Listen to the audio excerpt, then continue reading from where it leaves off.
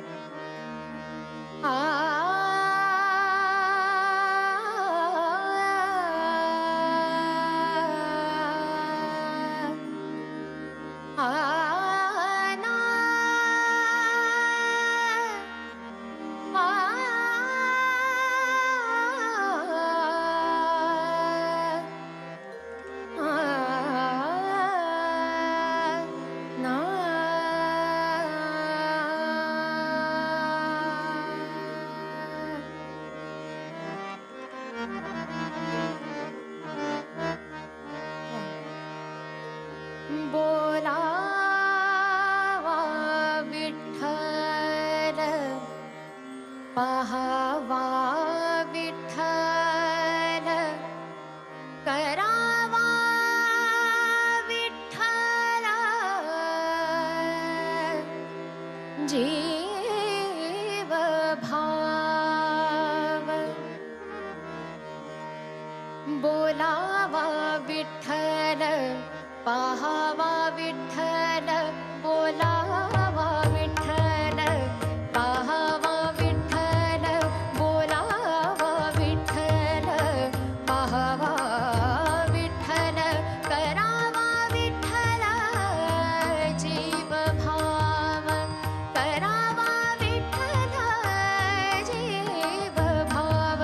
बोलावा विठ्ठल, पहावा विठ्ठल, बोलावा विठ्ठल,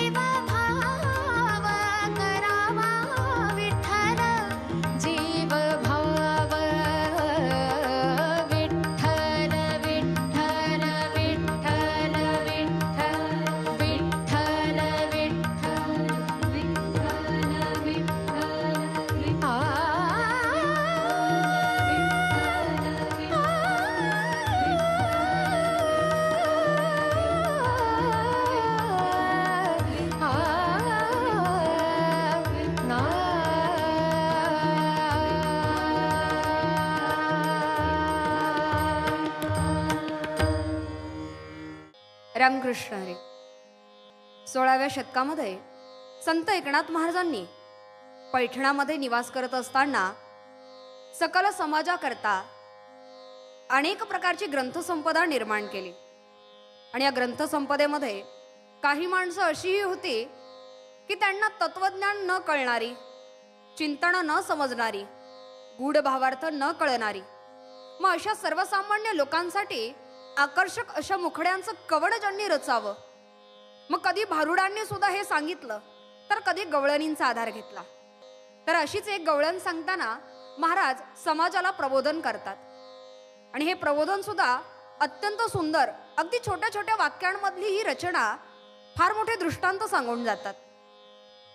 की कोणी संत घरी आला म्हणून बोलून शिणवावं, पाहुणा कितीही प्रेमाचा प्रीतीचा असला म्हणून फार दिवस ठेवून घेता येत नाही, परस्त्री कितीही सुंदर असली तरी तिचा स्वीकार केला जात नाही, सुरी सोन्याची असली म्हणून कोणी वार करून घेईल का. अशा छोट्या छोट्या उदाहरणांनी फार सुंदर असं वर्णन करावं किंवा समाजाला बोध करावा. आणि अशीच एक गवळण आज या ठिकाणी आपण ऐकणार आहोत.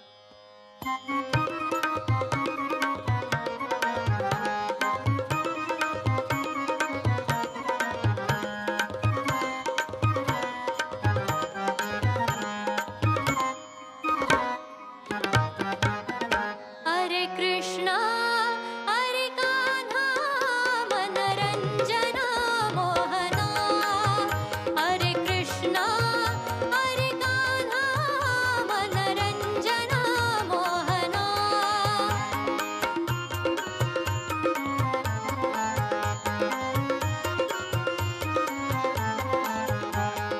आले संता घरी तरी काय बोलून शिणवावे, ऊस गोडला गला म्हणून काय मुळासहित खावे, प्रीतीचा पाहुणा झाला म्हणून काय फार दिवस राहावे, अन गावचा पाटील झाला म्हणून काय गावच बोलवावे.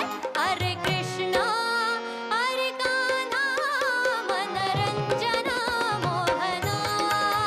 हरे कृष्णा हरे कान्हा मनरंजना मोहना.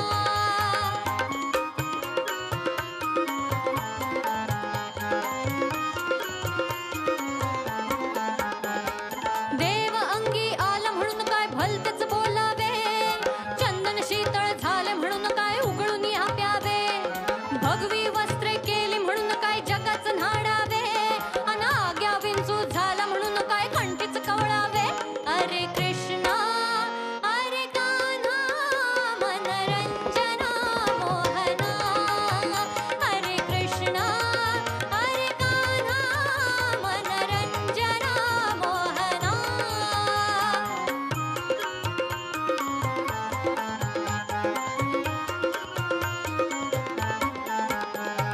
परस्त्री सुंदर झाली म्हणून काय बळेची ओढावी, अन सुरी सोन्याची झाली म्हणून काय उरीच मारावी, सुरी सोन्याची झाली म्हणून काय उरीच मारावी, अन मखमली पैजर झाली म्हणून काय शिरीच बांधावी. हरे कृष्णा हरे कान्हा मनरंजना मोहना. हरे कृष्णा हरे कान्हा मनरंजना मोहना.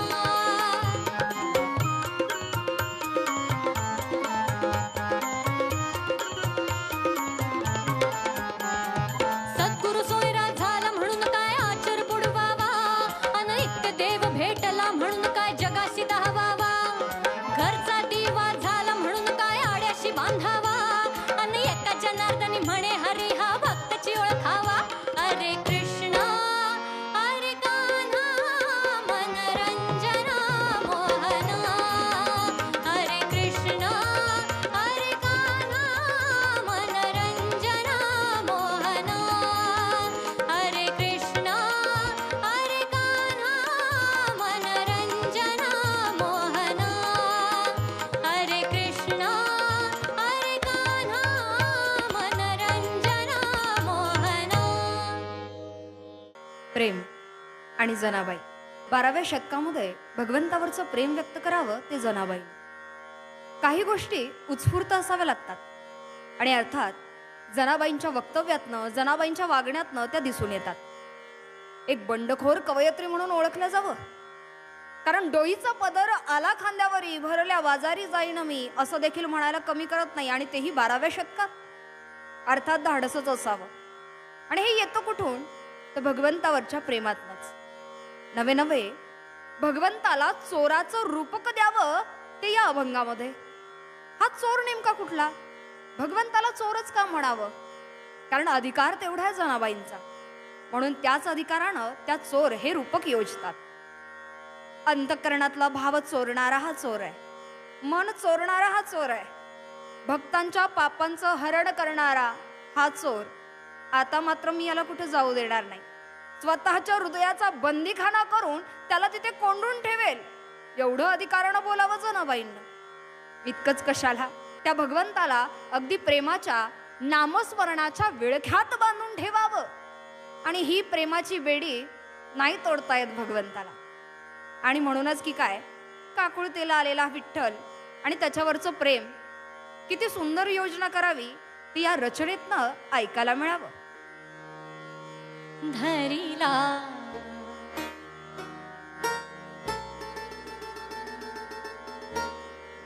धरिला पंढरीचा चोर, धरिला पंढरीचा चोर. गळा बांधून आडोर, गळा बांधून आडोर, गळा बांधून आडोर. ओ धरिला पंढरीचा चोर, धरिला पंढरीचा चोर.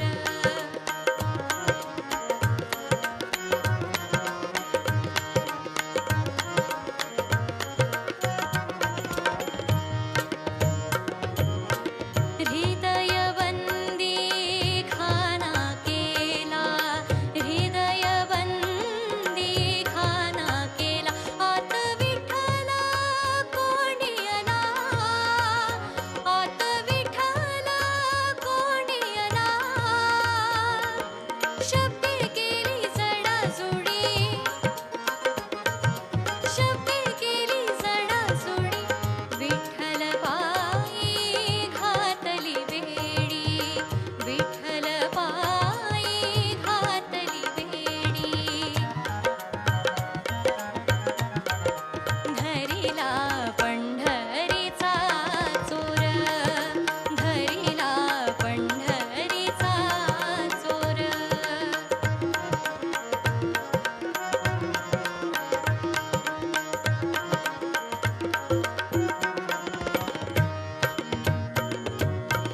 शब्दांचा मारा केला, शब्दांचा मारा केला. विठ्ठल काकुळतीला आला, विठ्ठल काकुळतीला आला. जनी म्हणे बा विठ्ठला, जनी म्हणे बा विठ्ठला. जीवेन सोडी मी रे तुला, जीवेन सोडी मी रे तुला. धरिला पंढरीचा चोर, धरिला पंढरीचा चोर. गळा बांधून आडोर, गळा बांधून आडोर, गळा बांधून आडोर. ओ धरिला पंढरीचा चोर, धरिला पंढरीचा चोर, धरिला पंढरीचा चोर. रामकृष्ण हरी. संत श्रेष्ठ पैठण निवासी एकनाथ महाराजांची ही गवळण. आणि अर्थात अद्यापपर्यंत अनेक संतांच्या मुखारविंदातनं आलेल्या गवळणी. मात्र या गवळणीमध्ये अत्यंत सुंदर असं वर्णन करावं या गवळणीचं ते नाथबाबांनी. निव्वळ रस्त्यानं चाललेली नाही, तर प्रभात काळी मंगलसमयी चाललेली, आणि नुसतीच चालत नाहीये, तर आपल्या शिरावर घेतलेली घागर, आणि या घागरीला घेऊन चालत असताना गालातल्या गालात हसत, अगदी डोळे नाक मुरडत चाललेली ही गवळण. आणि अशा सुंदर गवळणीचं वर्णन यावं ते नाथबाबांच्या मुखारविंदातनं. चला तर ऐकूयात ही गोड अशी गवळण. घागर घेऊन घागर घेऊन घागर घेऊन घागर घेऊन घागर घेऊन निघाली पाण्या गवळणा. घागर घेऊन घागर घेऊन घागर घेऊन निघाली पाण्या गवळणा. ठुमकत ठुमकत चालले डोलत ठुमक ठुमक ठुमक चालले डोलत वाऱ्याच्या तोलाना वाऱ्याच्या ग तोलाना. घागर घेऊन घागर घेऊन घागर घेऊन घागर घेऊन घागर घेऊन निघाली पाण्या गवळणा. घागर घेऊन घागर घेऊन घागर घेऊन निघाली पाण्या गवळणा.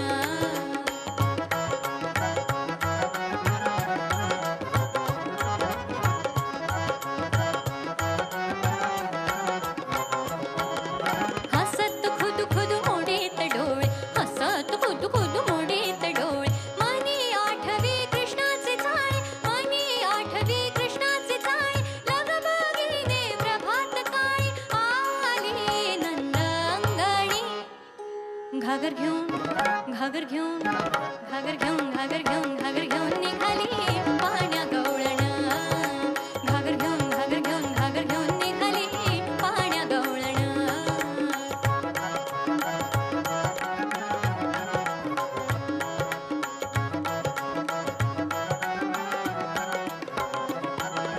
आडवी वाट उभा शारंघर आडवी वाट उभा शारंघर. सोड सोड कान्हा जाऊ दे लवकर सोड सोड कान्हा जाऊ दे लवकर. एका जनार्दनी जाणे नकळे गवळणी. घागर घेऊन घागर घेऊन घागर घेऊन घागर घेऊन घागर घेऊन निघाली पाण्या गवळणा. घागर घेऊन घागर घेऊन घागर घेऊन निघाली पाण्या गवळणा. ठुमकत ठुमकत चालले डोल ठुमक ठुमक ठुमक चालले डोल. वाऱ्याच्या तोलाना वाऱ्याच्या तोलाना वाऱ्याच्या तोलाना वाऱ्याच्या ग तोलाना. घागर घेऊन घागर घेऊन घागर घेऊन घागर घेऊन घागर घेऊन निघाली पाण्या गवळणा. घागर घेऊन घागर घेऊन घागर घेऊन निघाली पाण्या गवळणा. घागर घेऊन घागर घेऊन घागर घेऊन निघाली पाण्या गवळणा. देवाची कृपा होणं, देवाचा कृपाप्रसाद हे प्राप्त करण्यासाठी साधकाची नेहमीच धडपड असते. एक धडपड कैवल्य साम्राज्य चक्रवर्ती महावैष्णव माऊली ज्ञानोबराय यांनी केली. ते म्हणतात, बहुता सुकृताची जोडी म्हणून विठ्ठली आवडी. माझ्या कितीतरी सुकृताची जोडी आहे. ह्या संचयनानंतरच मला ह्या पांडुरंग परमात्म्याची गोडी लागलेली आहे. जगद्गुरु तुकोबाराय सांगतात, माझ्या वडिलांची मिरासी गा देवा तुझी चरण सेवा पांडुरंगा. उपवास पारणी राखिला दारवंटा केला भोगवटा आम्हा लागे. देवाला वेठीस धरण्याचं काम संत करत असतात. कारण वेठीस धरण्यासाठी तुका म्हणे, आम्ही गाठी सोडतो. आम्ही आमच्या जीवनामध्ये जे काही कमावलेलं आहे ते सर्व आचरण धन साधन धन सिद्ध करून तुझ्या चरणावरती वाहतो. तुका म्हणे सोडिल्या गाठी दिली मिठी सावकाश. म्हणून जर आम्हाला संतांच्या चरणाजवळ जायचं असेल तर अगोदर देव प्रसन्न करावा आणि देवांना प्रसन्न करायचं असेल तर संतांच्या पदराला धरल्याशिवाय जाता येऊ शकत नाही. म्हणून संतांनी देव कसा प्राप्त केला या संदर्भाचं एक अध्ययन केलं असता एक गोष्ट निश्चितपणानं लक्षात येते. जगद्गुरु तुकोबाराय, संत ज्ञानेश्वर महाराज तसेच संत नामदेव महाराज यांच्याही जीवनामध्ये तेच आहे. ते म्हणतात की मी कितीतरी जन्माने कुठे जन्माला आलो, कुठल्या कुळात जन्माला आलो माहिती नाही, पण ह्या जन्मामध्ये जन्माला आलो हे सहजासहजी मला पांडुरंग परमात्म्याचं सानिध्य प्राप्त झालं नाही. हे सानिध्य प्राप्त करण्यासाठी मी खूप जन्मांपासून धडपडत होतो आणि आज मी या पुण्याईचा साठा त्या ईश्वरचरणी समर्पित केला आणि माझा दिवस उजळला. म्हणून जन्मोजन्मी आम्ही बहुपुण्य केले तेव्हा या विठ्ठलाची कृपा झाली असं म्हणताना नामदेव महाराज अगदी हृदयाला गदगदित करून जे शब्दांकन करतात ते अभंग आणि त्या अभंगावरचा स्वराविष्कार आपण आता ऐकणार आहोत.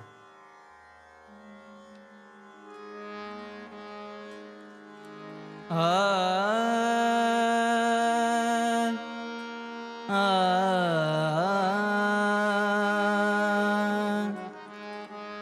जन्मोजन्मी आम्ही बहु पुण्य केले,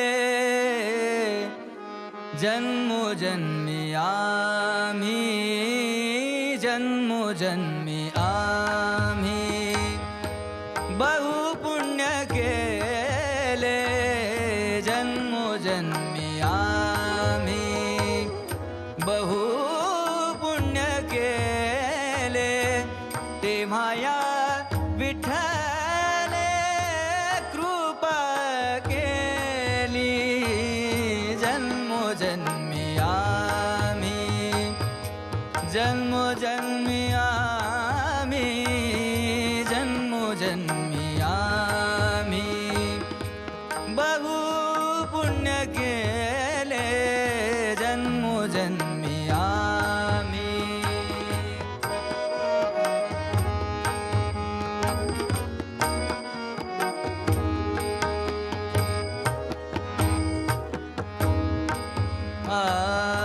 जन्मोनी संसारी झालो त्यांचा दास, जन्मोनी संसारी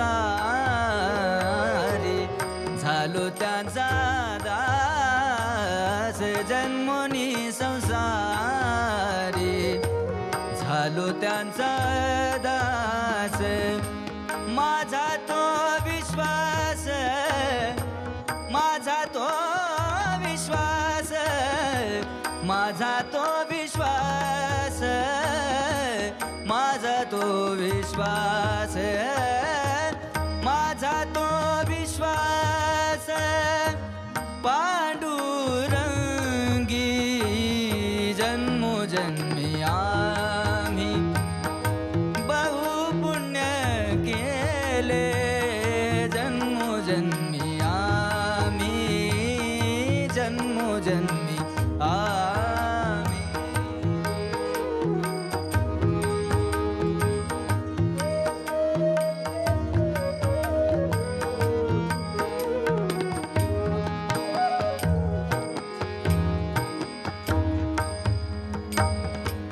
अनेक देवता नेहो माझे चित्त, अनेक देवता नेहो माझे चित्त, अनेक देवता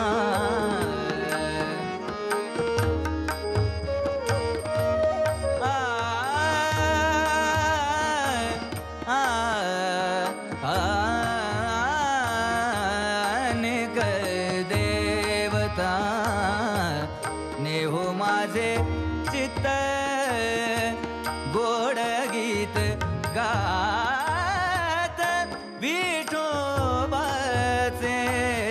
जन्मोजन्मी आम्ही हो बहु पुण्य केले, जन्मोजन्मी आम्ही, जन्मोजन्मी आम्ही.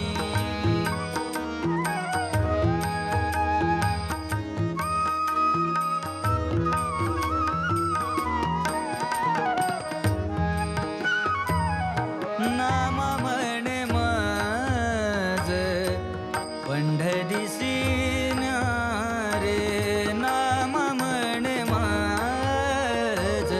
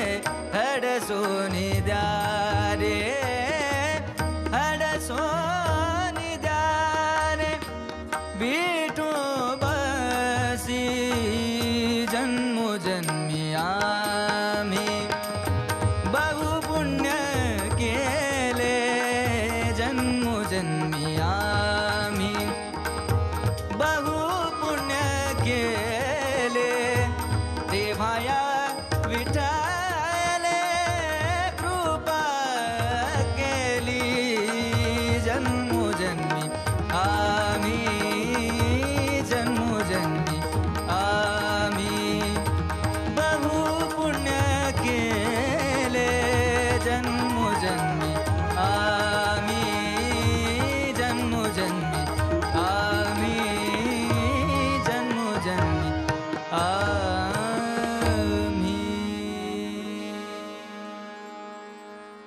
रामकृष्ण हरी.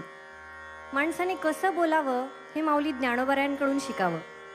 कारण ज्ञानोबाराय आपल्या सर्वांवर टपून असलेला काळ, त्या काळाला सुद्धा काळू म्हणतात. थोडक्यात माऊली उकाराची भाषा बोलतात.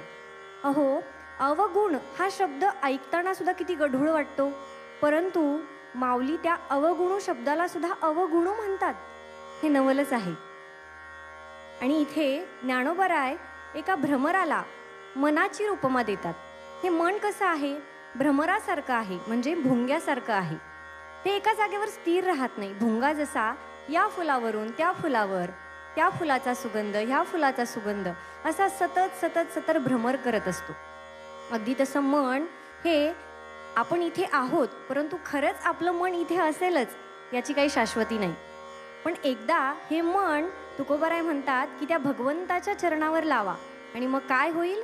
त्या भगवंताच्या चरणाच्या गोडीसाठी ते सोकेल. लाचावले म्हण लागलीसे गोडी ते जीवेन सोडी ऐसे झाले. एकदा त्या मनाला तिथे स्थिर केलं की ते पुन्हा तिथून सोडणार नाही. आणि त्या भ्रमराची उपमा देऊन माऊली सांगतात की त्या मनाला भगवंताच्या चरणी स्थिर करा. ऐकूया. ऋणू झुणू ऋणू झुणू रे भ्रमरा.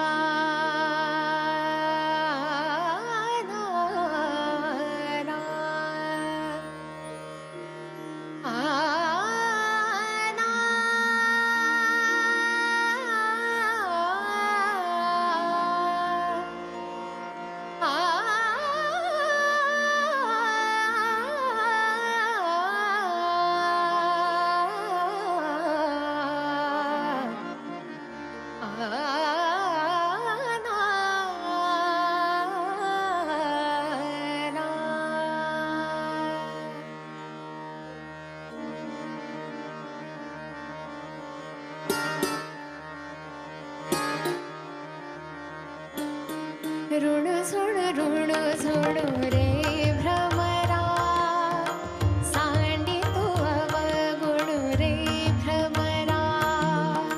ऋण झुण रे भ्रमरा सांडी तू अवगुण रे भ्रमरा.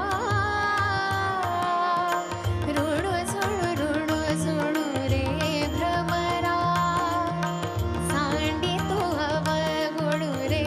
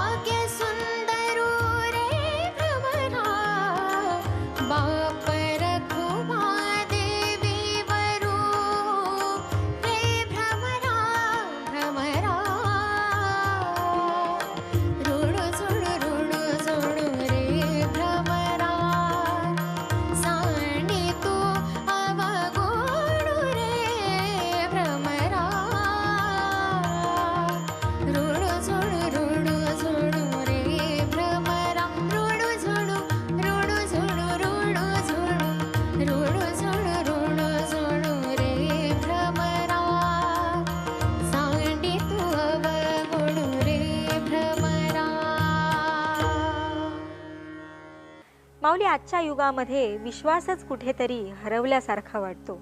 वानर सेनेने केवळ राम नामावर विश्वास ठेवला आणि पाषाण पाण्यावर तरंगायला लागले.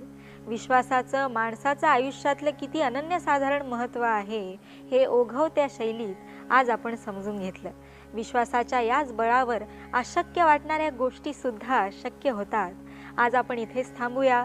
उद्या पुन्हा भेटूया तुमच्या आवडत्या कार्यक्रमात, ज्याचं नाव आहे अवघा रंग एक झाला.